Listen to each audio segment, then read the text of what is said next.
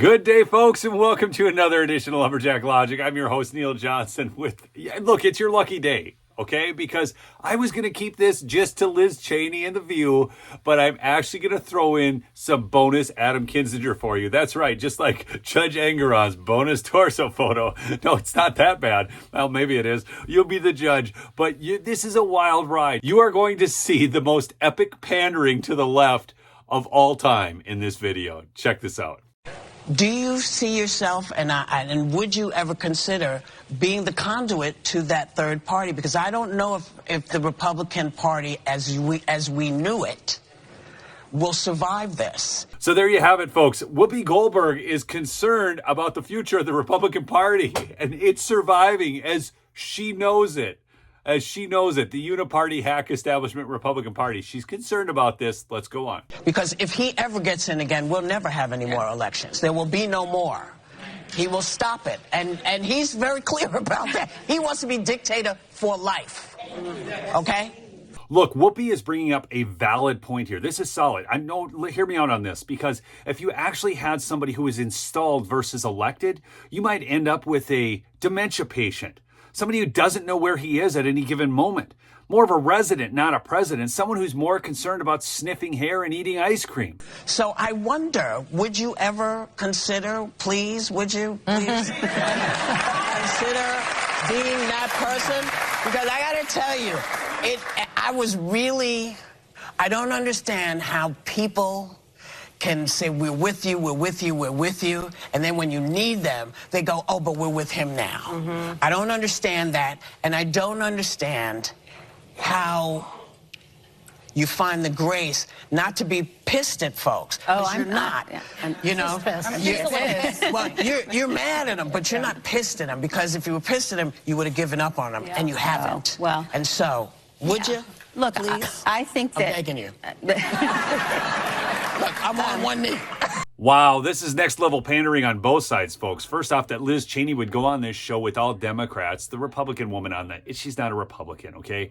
So she has to go on this show and pander to these Democrats to try and gain support to build her sense of self-worth, I guess, because she can't run as a Republican because she just got cremated out there in Wyoming by Harriet Hagman. So then you've got the pandering of Whoopi. Oh, would you please, I'm on one knee, I beg of thee. You know, how bad do the numbers really look for Joe Biden that they are actually begging this gal to run as a third-party candidate? Knowing that she would lose, obviously she's not going to win. Democrats aren't going to vote for Liz Cheney.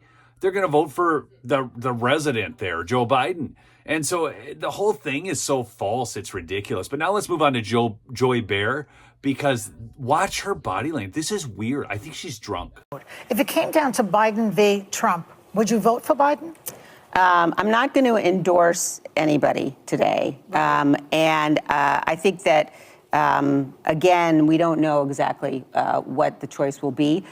I would say that I will never vote for Donald Trump. And that honestly, this is one of the weirdest exchanges I've ever seen in my life when you watch Joy, how she's just waiting there and the body language. I think she is drunk. She's either drunk or mentally ill here at this point. There are some conservatives who are trying to make this claim that somehow Biden is a bigger risk than Trump. My view is I disagree with a lot of Joe Biden's policies. Yeah. We can survive bad policies. He's not crazy. We cannot survive torching the Constitution. That's right. It's not even the same level of risk. Oh, give me a break. Torching the Constitution? Do you remember day one of office, Donald Trump last time rescinded all those executive orders that Obama had signed, which basically directed the executive agencies like the EPA and so on to infringe upon your freedoms? And we're talking about Trump torching the Constitution? That's absurd. Furthermore, the bad policies of the Biden regime, if we have another 4 years of them, they're not sustainable, people. Weaponized law enforcement, a porous southern border, so porous that by the time he's done, 12 million illegal aliens will have poured into this nation, and we don't even know who a lot of them are. Unvetted terrorist nation. We've got endless wars firing up again when we had no wars under Trump. I don't even understand where these people's minds are at. Liberalism is a mental disorder. It's a spiritual disorder because this is a spiritual battle. These people are nuts. This is the cost of entry to the Republican Party. Caitlin, when I got elected, people told me in my district, the most hardcore Republicans said, Go to Washington, D.C. and be your own man. I have to interject. Adam Kinzinger talking about being your own man might be the funniest line of this whole thing. Don't do what they tell you. Don't do what they tell you unless it's Nancy Pelosi. And then Mr. Be Your Own Man turns into Be Nancy's, well, female dog. It's amazing to watch that flipped to say, like, oh, you can't go to D.C. and be your own man. You have to pledge allegiance to the leader of the cult. And it's sad. It's bad for the country. It's terrible for the party. Wow. Think about the disdain this man has for you. He says, pledge allegiance to the leader of the cult. First off, I'm not part of a cult. And if Trump were bad, if Trump were actually all the things that they said he was, I wouldn't be voting for him. I'm voting for Trump because his policies are good. I had some of the best times under the Trump presidency. It's absurd for him to then categorically say that we're all members of a cult and that he's doing what's right for the country. So you're saying that Mitch McConnell, Lindsey Graham, Nancy Pelosi, these are the people that are right for the country, the very ones that have driven us deeper and deeper into debt, further and further down the hole of totalitarianism. That's who's good for the country. This guy has no interest in democracy, and this isn't a democracy anyways, it's a republic. You had said previously that you thought Chris Christie was telling the truth, that you liked him and supported him. Obviously, he has dropped out and suspended his campaign yesterday. What are you going to do now? Nothing. I mean, I'm going to look, I think it's highly likely that it's going to be Biden against Trump. And in that case, there's no question who I would support. I believe in America way more than I believe in the Republican Party. I don't really believe in the Republican Party at the moment. I hope Nikki wins New Hampshire. I hope that leads to some momentum, anything to beat Donald Trump, but I'm not going to go out and aggressively campaign for or anything like that. Wow.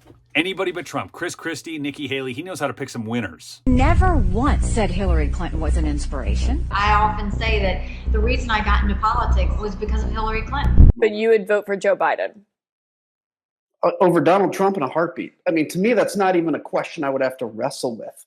That wouldn't even be to me something that I would almost feel sick to do.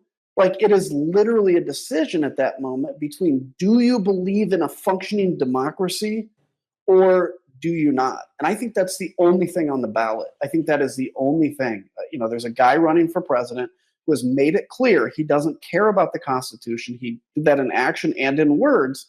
He's a victim of everything. He whines incessantly. He's always the victim of just every happening. We can't take that for another 4 years. America's exhausted. And as much as I disagree with Joe Biden on some things, like, he doesn't hate democracy, and I appreciate that. So I take it Adam Kinzinger isn't going to be joining the Trump train anytime soon. I don't know how. Well, I do know how, actually. I was going to say I don't know how anybody takes this guy seriously, how he even gets interviews. But just remember, the interviews are on CNN and MSNBC. They sit down with Jen Psaki and these people. They have to stay relevant. Next, he's going to be doing an interview with The Atlantic or The New Yorker. Mark my words. Bookmark that, because that's going to happen. No, these people can't be taken seriously. In fact, these are the same people who would cheer on Fox News for deplatforming Mike Lindell. If you hadn't heard about that, that's a big story. They took away all of Mike Lindell's ads on Fox News just yesterday. They won't run them anymore. And so I encourage you, support Mike Lindell. He's done more for this movement than anybody else. I mean, monetarily, he just gives and gives and gives. And you can support him by simply buying some products. You can use my promo code Lumberjack at mypillow.com. And right now, you even get free shipping. He's running a free shipping deal. I got the thing right here. I've never been able to offer this to my listeners. But not only that, you get 50% off the MyPillow 2.0. You get a six-pack of towel sets for only $29.98. Even free shipping on the big products like the mattresses and mattress toppers. So get over there and support him. Let's put an end to these uniparty establishment rhino knee-jerk hacks. We have got to reclaim the party as the party that actually stands for America, not democracy. America. We keep hearing about democracy, Ukrainian democracy, American democracy. We are a republic, and Ukraine is not a democracy. Peace out.